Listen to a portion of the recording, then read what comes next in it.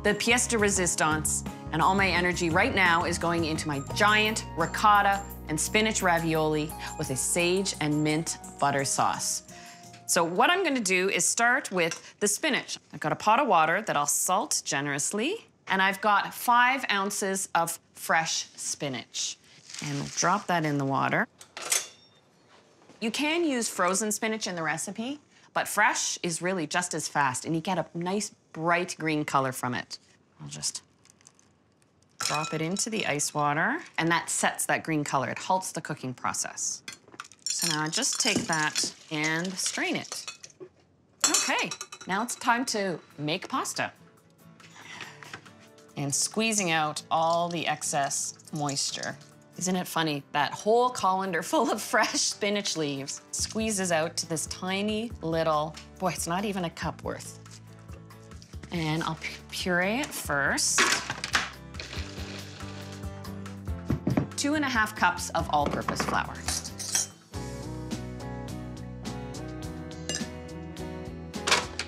While that's mixing, I'll add ½ teaspoon of fine sea salt. And now I'm ready to add the eggs. Room temperature eggs are important, I find, to get the proper consistency in the pasta dough. And there we go. See how it looks dry and crumbly? But wait till I turn it out and you'll see how it comes together. So I have to give this time to rest in the refrigerator. Just wrap that up. While that's resting, I can get started on the ricotta filling.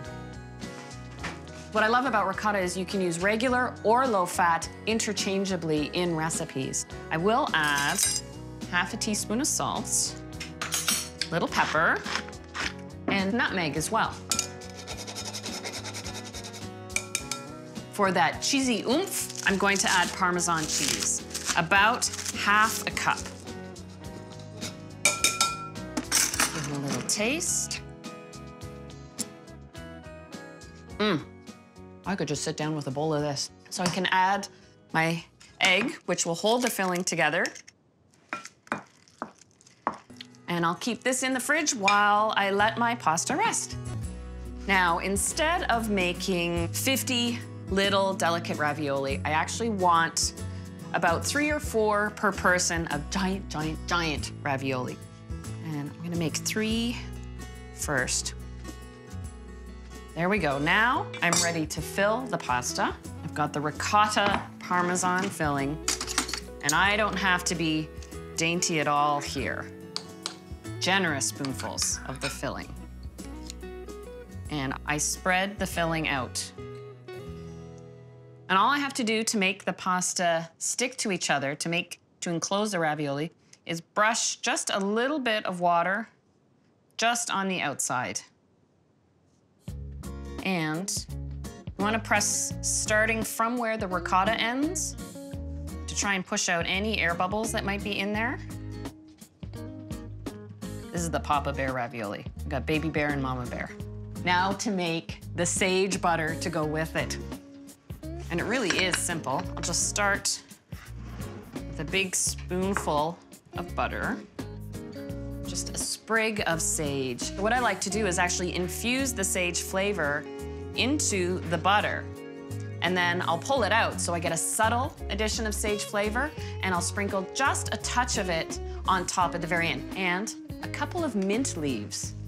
What I'm doing is making a chiffonade, an actual ribbon cut of the herbs. I'm not just roughly chopping them. Now my water's boiling.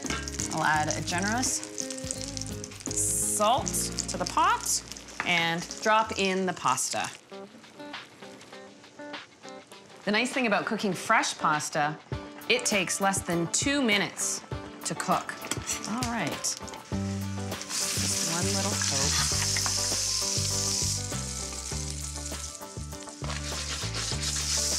Wow. So, honey, what'd you have for dinner tonight? Oh, I had 3 ravioli. I'm stuffed. The rest of the butter on there, a sprinkle of sea salt, pepper, mint and sage, and, of course, a little more Parmesan cheese.